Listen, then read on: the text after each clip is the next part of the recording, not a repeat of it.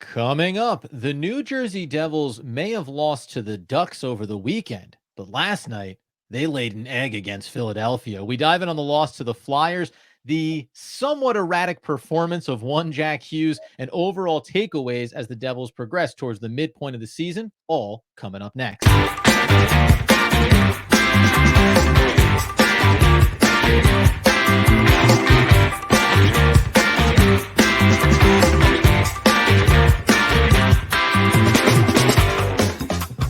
Yes, sir. It's DPL, the Devil's Puck Luck podcast, where you know that we are your host. Over there is Danny McDonough. He's the generational pulse of the fan base, season ticket holder for the New Jersey Devils. That's the guy you want to track yourself to, heart pumping every single night. I'm Adam Armbrecht, not only breaking down the Devils, but also the Brooklyn Nets on the Locked On Nets podcast and your New York Football Giants, for better or worse, on the One Giant podcast.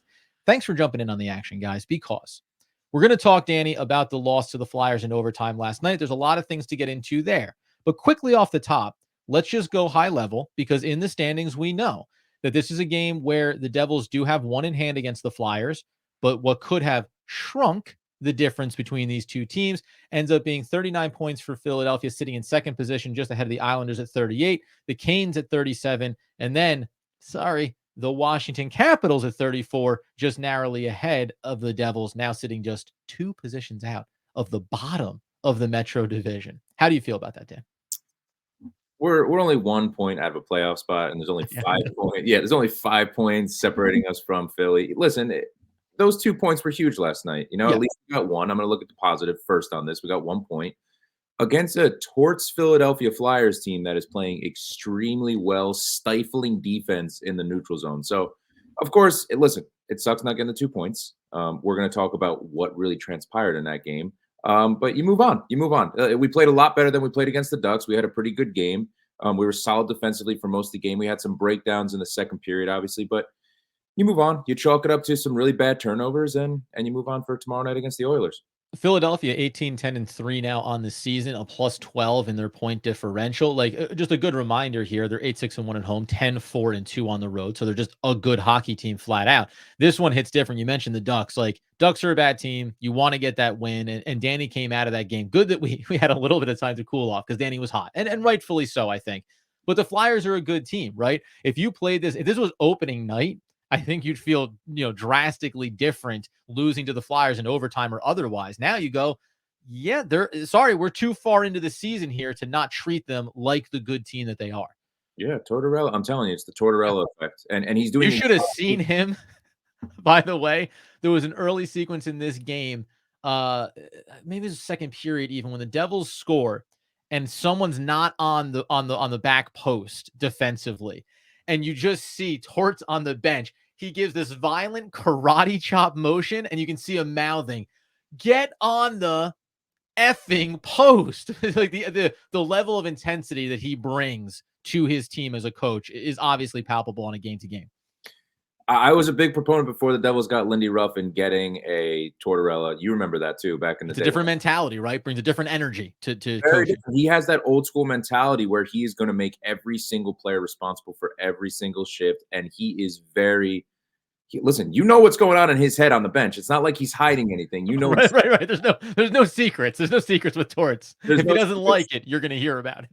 And I think the Rangers' success, flipping it over to the Rangers with Laviolette is just that of the coach, and then that conversation comes into play. It's like, okay, well, Lindy Ruff isn't that type of coach.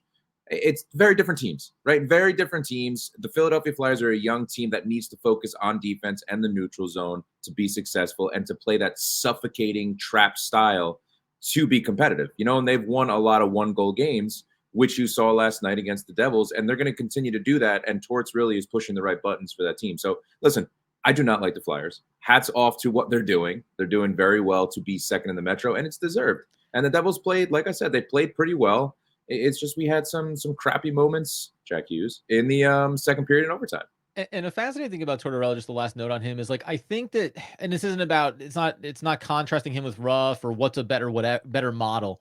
But that level of intensity, I think, has a life cycle for a team, right? And then at a certain point, it's like, this dude, I tell you what he's doing. He is just drilling into us game after game, play after play. Now, it breeds success up to a certain point. And then if you don't reach an ultimate goal, or if you don't see the playoff success, then I think you start to see a little bit of a turning of the tide there. Now, the other side of it is Lindy Ruff, who's cool, calm, and collective. He's going to communicate what he needs to, probably more likely behind closed doors in between periods. And you wonder if sometimes you wish the intensity would dial up a little bit more. Now, let's get inside this game for a second here. Let's start high level. Jack Hughes, you can go ahead and tie this one up in a pretty little bow and put it underneath the Christmas tree for someone you hate, because that was pretty disgusting. Again, it means nothing to what Jack Hughes is as a player. It means nothing to his season. It means nothing to his career. But it does mean something in a game like this where you and I had just talked about. Jack Hughes over the last couple of games has been showing frustration. He hasn't been nearly as elated when he has scored goals, so much as it feels like, yeah, that's right. That's what I should be doing. I should have scored more. In this game last night, it looked like maybe that came to a head a little bit, where he was like, I want this puck to get where I want it to go, and I kind of don't care how many players are in between me and the outlet pass I want to make, how many mistakes I maybe am going to make. I can always recover it with some really great plays, and it never quite got there last night. It was a bad game for him, and that's okay, but it stunk. Yeah, this is one you just completely wipe from your memory if you're Jack Hughes. And I love what Lindy Ruff said too in the post game. He said, "I don't need to say anything to Jack. He knows Right. exactly how he played. He Hey, knows Jack, do you know that wasn't that good? Yeah, it's it's like you think about it, it's like, oh, does he need a talking to? Does Jack? No, but man, this kid's a superstar. He knows exactly what's happening. He had a terrible game. He didn't play well against Anaheim either. But the Oilers coming up, he has the opportunity with a defense that's a little meh when it comes to the Oilers, goaltending that's a little suspect as well, to right the ship. And he's going to. This kid's a superstar. He had a terrible game. It was horrific, and he has to obviously take that responsibility. And I'm sure he's talking to all the guys in the locker room, and he is that leader, one of the leaders of the team that will come out and say, I crapped the bed. I had a terrible game. I lost the game for us in overtime with that horrific turnover, and he's going to take that responsibility. So I am not worried one bit about Jack Hughes. I know you're not at all either. These games are going to happen with the superstar, and he is the type of player that he can come out and score a hat trick against the Oilers on Thursday. So we just got to put it behind us. That's really all it comes down to. And it was funny too. We talked about players of the week from the previous slate of games. There are 4 games, and Jack had that hat trick, and it was really special. And then you looked at the games around it, and then that again is why I think there is the frustration for him on an individual level right now, because in his mind, as rightfully so, he believes every single game I should be making multiple impact plays, whether that's setting up others, whether it's me doing it with the puck on my stick. And it's a high bar. It's a high bar to say if he has a no point game. Yeah, that's a disappointment, right? That's a disappointment for him, and on an individual level, it's a disappointment for the team, because it means maybe one of two things: he's making mistakes, or the other team is significantly taking him out of it. Last night, it was basically he took himself out of that competition in a lot of ways. Yeah, he had an assist. I mean, he had 3 assists, 2 for Philadelphia and 1 for us. You look back, baby. Those all that now. My favorite would have been if I thought that the Devils fan base, and depending on where and by the way, I want to make something very clear. Depending on what circle you travel in, because social media lives on a lot of different levels, depending on where you go, there's different versions of the Devils fan base. But if I thought that some of the fan base could have a sense of humor, nothing would have been sweeter if when they said, hey, Jack, bit of a disappointing game for you. How you feeling coming out of that one? Just the 1 assist. If he fired back with, well, technically 3, if you count him going the other way, it could have been a very light moment. I don't think the fans were ready for that. Coming up here in just 1 second, though, let's talk about everybody else, because there's a version of this game where the Devils outplayed the Flyers, but it really came down to key moments, key turnovers, key bad decisions that led to an overtime loss here. We'll dive into every little nook and cranny of that in just 1 second, after we tell you about our friends over at DraftKings Sportsbook. My goodness, guys, you know that you can bet in on all the action on the ice with DraftKings Sportsbook. Let's talk about it, Danny. Now, I've got up here on the slate, I've got Red Wings at Jets. I've got Islanders at Capitals. I've got Kraken at Kings. Who do you want to go with here? We're doing a 3-leg parlay. We're putting it on social. Everyone's going to know whether you know what you're talking about. Pick your winners every single game. We got the Kings. We got the Caps. Okay. Islanders coming off back-to-back. And we got the Jets. Parlay it. Danny's going. So he's going Jets, Caps, and Kings. I am going to go with him on the Caps, back-to-back for Islanders. That really matters in hockey. It's a big problem for the Devils. I'm going to take it's a tough one. I'm going to take the Jets, and then I'm going to go with the upset, Kraken over the Kings. I'm going to go real risky there. Slap those together. We'll get the numbers up on the board for you so you can know who won, most likely Danny, and who lost, probably me. Download the app now, though, and use promo code THPN. because new customers can get $150 instantly in bonus bets by betting just $5 on hockey. That's promo code THPN. only on DraftKings Sportsbook. It's an official sports betting partner of the NHL. The crown is yours. Now, by the way, these bonus bets, they're going to expire 168 hours after issuance. And if you have a gambling problem, you can call 1-800-GAMBLER. Visit www.1800gambler.net. In New York, you can call 877-8-HOPE-NY or text HOPE-NY to 467-369. In Connecticut, help is available for problem gambling. Call 888-789-7777 or visit ccpg.org. Please play responsibly on behalf of Boot Hills Casino and Resort. 21 age plus, varies by jurisdiction. Void. And our friends to the north, Ontario. Bonus bets expire again 168 hours after issuance. See dkng.com/hockey for eligibility and deposit restrictions, terms, and responsible gambling resources. NHL and the NHL Shield are registered trademarks of the National Hockey League. Copyright NHL 2023. All rights. Why? They are reserved. And where we are reserved is overreacting to this game, I think, in a lot of ways, because it's just one, and the Flyers were good, and you can't win every single game, every single season. But the thing that bothered me and that bothered you in this game was so much of this recent stretch, win or lose, we've seen quality defense, consistent defense. I don't think any individual player had a horrible game, but a lot of guys took their turn at making one bad mistake, one critical error. Not everything led to goals, Jack Hughes, but a lot of them just led to opportunities. This game, I said this to you in text afterwards. I think that even though the Devils outperformed the Flyers in totality, the Devils could have lost this game in regulation 4-2. Could have been 5-2 with the opportunities they put at the Flyers' feet. Yeah, especially in the second period. The second period was so sloppy defensively. So, listen, we'll talk about Brendan Smith first. Brendan Smith is phenomenal on the penalty kill. He's absolutely incredible. Watching him on the penalty kill is something that every single NHLer defender should be watching because his position is phenomenal. He knows exactly where to be. When it comes to 5-on-5 play, we're missing Colin Miller. You see that Brendan Smith is a lot slower. Yes, he's going to be physical. That one goal, Brendan Smith was gassed. He was trying to get off. To get Nemec back onto the ice with Siegenthaler, who just switched on. Siegenthaler probably should have intercepted that pass and stood up at the blue line. He didn't, led to the 2-on-1 that scored the goal for Philly. Those are tough, but Brendan Smith being a little bit slower than Miller, that's what's going to happen when you insert him into the lineup. I've told you this from the jump. I think Brendan Smith can play wing. I really do, so more so than defense because I think we're missing Colin Miller, but sure. You're right. It could have been 4-2, 5-2. It could have been, 1-1 even after that second period if D-Tech made, right. You want to go positive. It could have been a lot better. It could have been better, but these are the type of games that are frustrating as a hockey fan, as a Devil fan, because you're like, you know what? Again, we took another 10, 15 minutes off in that second period and we outplayed them for 45 to 50 minutes. And some individual players know they could have been better in certain moments. Yeah. But again, these games are going to happen. Yeah, I don't come out of it too frustrated. I think it's a good thing in some ways that we've gotten to a place where we say, oh, the consistency, because early in the season, it was the same thing you and I were talking about. Luke Hughes was guilty of this a lot early on, whether it was on the power play and saying blind dump off. I don't know who's there. Don't worry about it. Or saying like, I have confidence in this, 2-line pass that I'm going to make here. I just need to navigate 3 players for the opposition. And a lot of neutral zone turnovers came. That's what it was to me. Those little things bubbled up last night. Nemec had one. I thought you mentioned this. He played well overall, but that was I wouldn't hate if you took that one play back. Learning moments, and that I think is totally fine coming out of this game. Let's talk about though real quick here because you mentioned the Brendan Smith piece. If we think about going forward here, he comes back, he gets inserted, Miller comes out.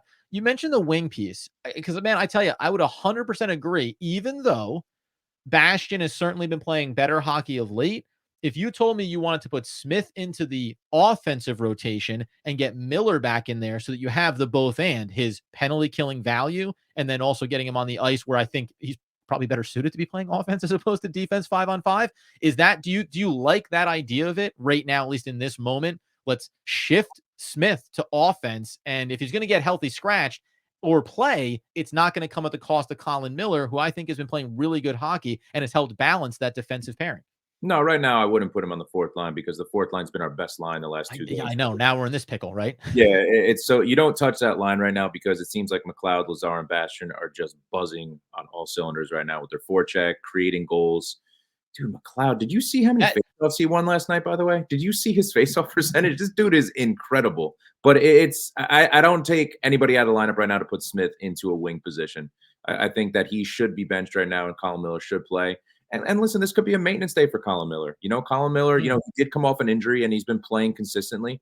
Maybe he just needed a day. Maybe Lindy Ruff wanted to put Brendan Smith in against the Flyers, who are a more physical team, who are more of a trap type of team that are going to be very strong on the board. So I was fine with that move to get Brendan Smith in for a game.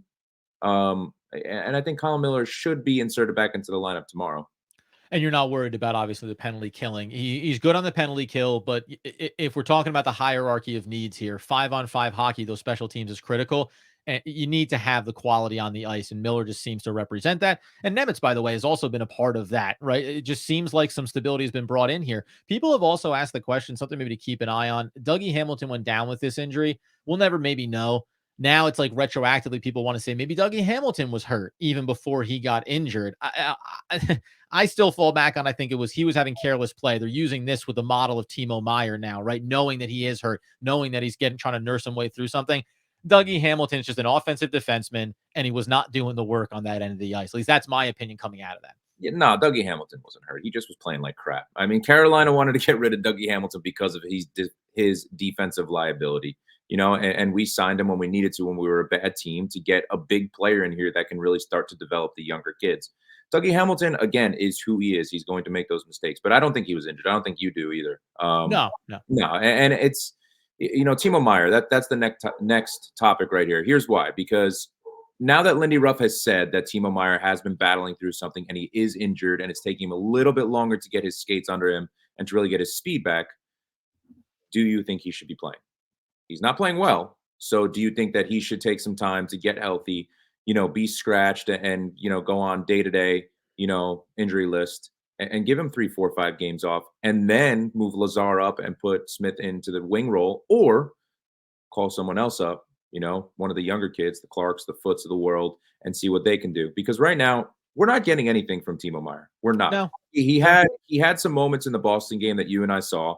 He had some moments, he played well. He was getting some scoring chances, but he's absent on the ice. He's just not making an impact for this Devils team right now. And that's my biggest concern, that he's not making an impact and this injury is lingering. And I don't want it to get worse. Yes, I know you have to work out the kinks and you have to work out your injury on the ice at times, but what's the cutoff? What's that line? Yeah, I think it's tricky for me too because you look at these combinations. We've seen him play with Palat, we've seen Brackett move back up, we've seen him go down with Mercer and with Holt, and so it's like depending on which line combination you potentially look at, you start to say, well, what's the loss here, right? So, like for example, if you told me that he's playing with Heischer and with Brad or Palat and Heischer, whatever combination you want to do, you could say, oh, well, their quality along that line is strong enough that even if he's not 100%, he's not moving as quickly as you'd like, they can kind of make up for that. And you can still have neutral or sometimes positive performances for those minutes. But then when I think about putting him with like a Holtz or a Mercer, and Mercer hasn't had a great season to this point, he's had some bubble ups, but you'd like to see him kind of get himself going here. I wonder about detracting from that quality. My thing would be, and I wonder if you agree, if Lindy Ruff says, I'm keeping him in there because we are trying to solidify pairings. And even if he isn't performing at a high level, at least he's there. Like at least he represents what we will be when he's 100% healthy, as opposed to you take him out, you bring up other guys, you shuffle lines, you look to manufacture some success, and then you're again disjointed a little bit further down the road. I think it comes down to, are we still winning games? Then you can get by with it. If you're losing games, then there's a toll here, right? And when you look at the standings, as close as it is, another 10 games from now, if he's still nursing his way through and the Devils go 5-5 or 4-6, then I think you start to chase the record a little bit here. And you maybe just need to give him that because ultimately, when is he going to be 100% healthy? Yeah. Is it just, hey, another month and he'll be fine while still playing? Or if we sit him down right now, do we get an extra week back at some point when he's ready to go? So there's has to be some balance sheet here. And maybe Lindy and the team just didn't realize how long this active healing process was going to take for Timo while still playing games. Yeah, I mean, something that I've always been vocal about. I don't think Lindy should be changing up the offensive lines as much as he is, but it's his style. He's been consistent with it, so we can't say he's not consistent with it to find who's going to play well with one another. Right. You would never think a nearly $9 million a year player in Timo would be on the third line. I don't think any of us thought that. I think And that that's already the adjustment made here, right? right. He's nursing it, and you're already putting him down to the third line. So they are doing something as is. Yeah, they have to because they obviously see that he's not skating well. He's not as fast as he's been. He's not winning those 50-50 battles. Lindy Ruff talks about it all the time. Puck management, right? It's all about the puck management. And unfortunately, Timo has not done that at all. Jack didn't do it last game either. I want to see Haula off that first line. I don't think Jack and Haula have that great chemistry right now. And I agree with that. And Toffoli's cold too. Toffoli's been cold in the month of December. What I would do is I would insert Alexander Holtz or Dawson Mercer on the top line with Toffoli and see what they can do, and put Haula back down to the third line. Give Mercer, who I think is having a fine season. Again, we're talking about the goal pace that he was on.